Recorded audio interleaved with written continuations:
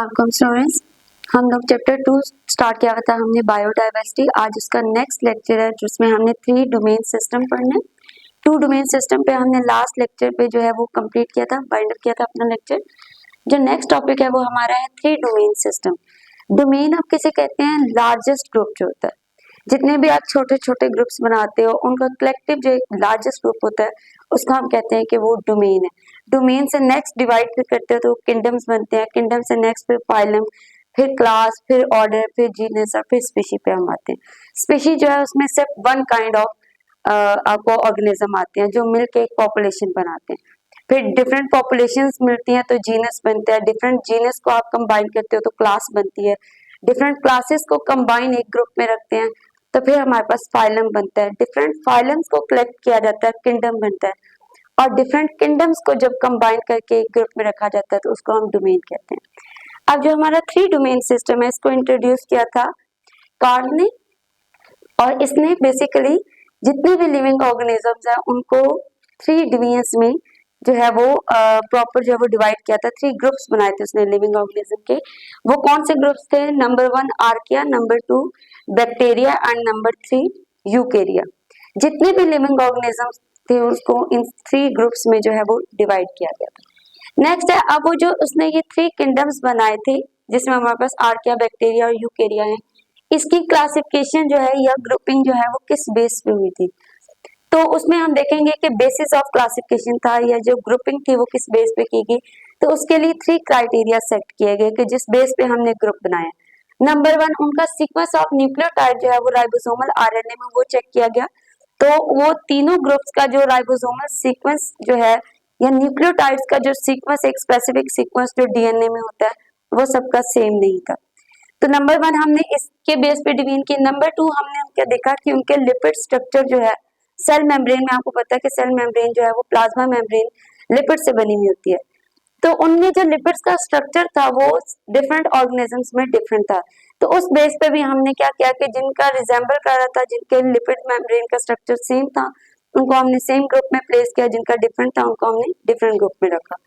फिर थर्ड था कि वो एंटीबायोटिक से रेजिस्टेंस या सेंसिटिविटी शो करते हैं, यानी जो डिफरेंट आप एंटीबायोटिक्स लेते हो बैक्टीरिया को किल करने के लिए, तो हमने देखा कि वो एंटीबायोटिक जो है वो सब ऑर्गेनिज्म जो है वो उससे सेंसिटिविटी शो नहीं करते। तो उस बेस पे भी हमने उनकी ग्रुपिंग कर दी।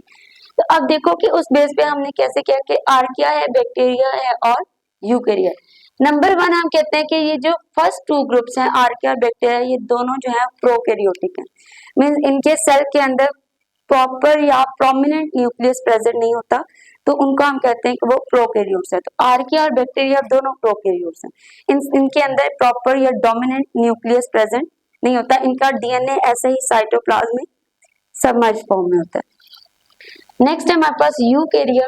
यूकेरिया जो है वो यूकेरियोट्स है। इनमें जो है वो प्रोमिनेंट न्यूक्लियस होता है और मेम्ब्रेन बाउंडेड ऑर्गेनेलिस प्रेजेंट होती है। तो इस ग्रुप में जितने भी आ जाते हैं उसको हम यूकेरिया में। नंबर 2, इनमें पेप्टिडोग्लाइकन प्रेजेंट नहीं होती। पेप्टिडोग्लाइकन क्या है कि जो बेसिकली जितने भी लिविंग सेल्स हैं उनके बाहर एक कुछ सेल्स ऐसे होते हैं जिनके बाहर एक्स्ट्रा जो है वो प्रोटेक्टिव लेयर प्रेजेंट होती है जिसको हम सेल वॉल बोलते हैं। अब जो बैक्टीरिया की सेल वॉल है वो पेप्टिडोग्लाइकन से बनी होती है। स्पेशल टाइप के जो है वो कार्बोहाइड्रेट्स होते हैं जिसको हम पेप्टिडोग्लाइकन बोलते हैं। पेप्टिडोग्लाइकन से बैक्टीरिया की जो है वो सेल वॉल बनती है। लेकिन जो आर्किया है उनकी जो सेल वॉल है देखी गई तो वह पेप्टिडोग्लाइकन से नहीं बनी थी।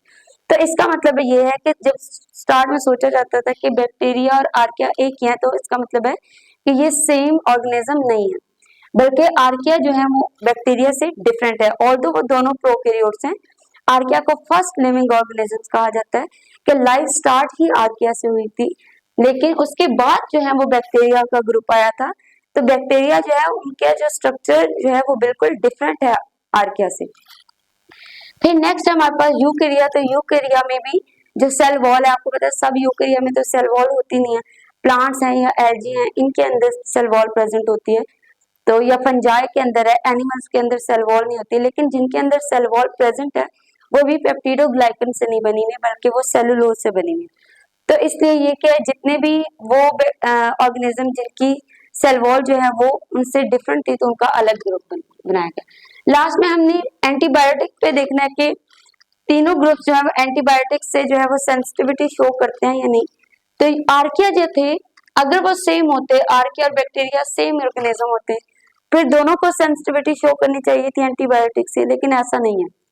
वो एंटीबायोटिक्स या वो मेडिसिन जो बैक्टीरिया को किल करने के लिए यूज होती हैं वो आर्किया के ऊपर उनका कोई इफेक्ट नहीं होता, वो सेंसिटिविटी शो नहीं करती। और वो जो एंटीबायोटिक्स है उनके यूकेरिया के सेल के ऊपर भी कोई इफेक्ट नहीं होता, वो भी रेजिस्टेंट है एंटीबायोटिक से। इसीलिए जो भी एंटीबायोटिक्स जो हम मेडिसिन लेते हैं वो सिर्फ बैक्टीरिया को किल करते हैं, वो हमारे सेल जो है उनसे रेजिस्टेंट होते हैं, वो उनके ऊपर उनका कोई इफेक्ट नहीं होता। तो इस बेस पे हमने क्या किया, इनको डिवाइड कर दिया। अब लास्ट में देखो तो आर्किया जो है वो एक्सट्रीम इन्वायरमेंट में आपको मिलेंगी, क्योंकि ये फर्स्ट लिविंग ऑर्गेनिज्म कहते हैं इनको है कि जब आपको कि लाइफ स्टार्ट हुई थी अर्थ के ऊपर तो उस टाइम टेम्परेचर इतना मॉडरेट नहीं था, बहुत ज्यादा टेम्परेचर था और हार्श कंडीशंस थी। तो इसलिए हम कहते हैं कि फर्स्ट ऑर्गेनिज्म जो उस एनवायरनमेंट के अकॉर्डिंग थी, जो उस हार्श टेम्परेचर में, उस हार्श कंडीशन में सरवाइव कर सकते हैं। तो इसलिए आर्किया आपको जब भी मिलेंगे वो एक्सट्रीम इन्वायरमेंट में मिलेंगे, वो आपको वोल्केनोस, यहाँ पे वोल्केनोस में मिलेंगे, आपको सॉल्टी इन्वायरमेंट जो होता है, इवन ये जो आप फिश के ऊपर सॉल्ट लगा के रख देते हैं कि वो खराब ना हो।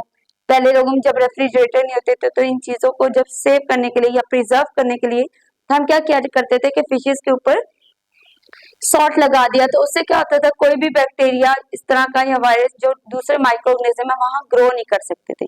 लेकिन आर्किया ऐसा ग्रुप है ऑर्गेनिज्म का जो ऐसी कंडीशंस में भी high pH, high salt concentration, high temperature पे भी सरवाइव कर जाते हैं। तो ये आपको हमेशा एक्सट्रीम कंडीशंस में मिलेंगी।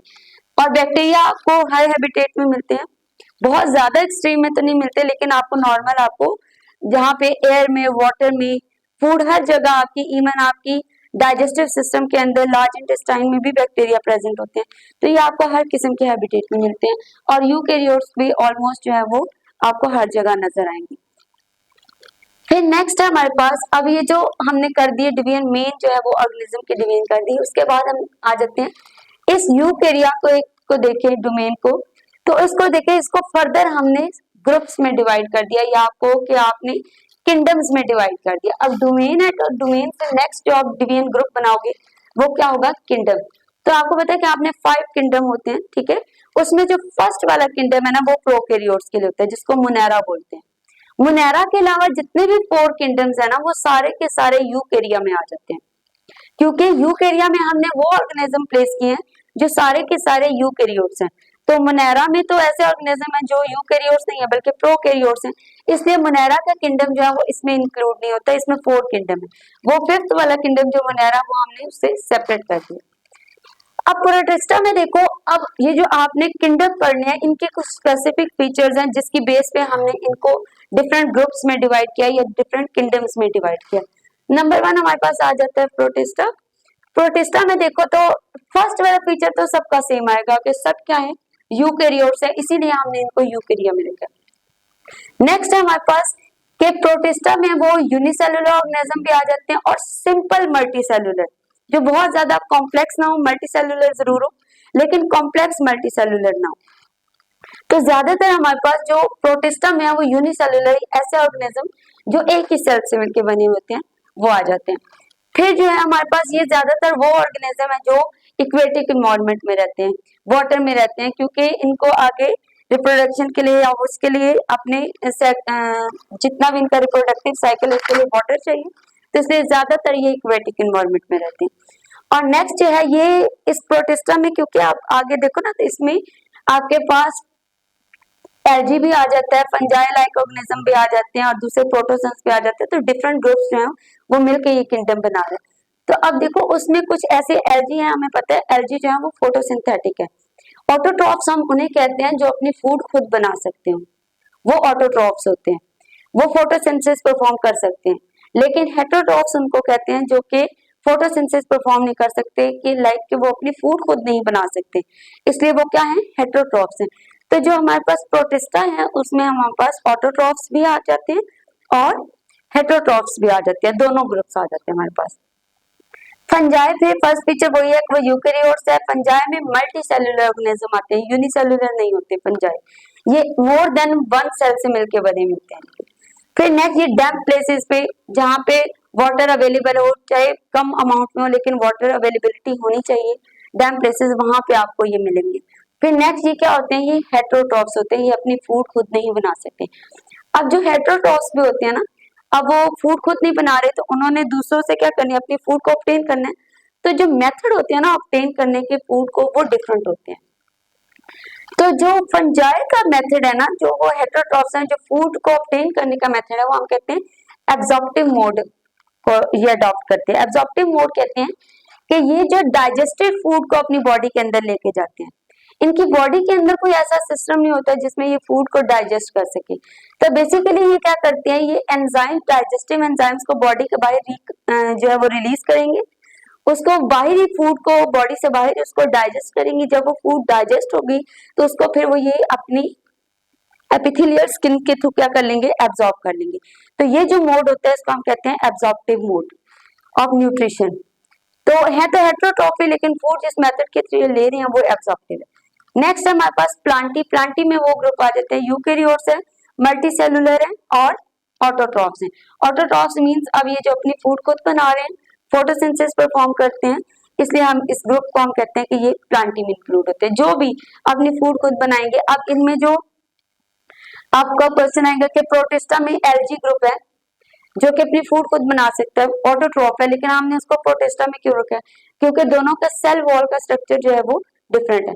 प्लांटी में हम ऐसे ग्रुप को रखते हैं जिनकी सेल वॉल जो है वो सेलुलोज से बनी हुई होती है, लेकिन जो एल्गी है उनकी सेल वॉल क्योंकि जो है वो उनका स्ट्रक्चर सेम चेंज होता है, वो रिच इन सेलुलोज होते हैं, स्ट्रक्चर मॉडिफिकेशंस आ जाती हैं, तो इसलिए हमने एल्गी को प्लांट से जो है वो सेपरेट कर दिया।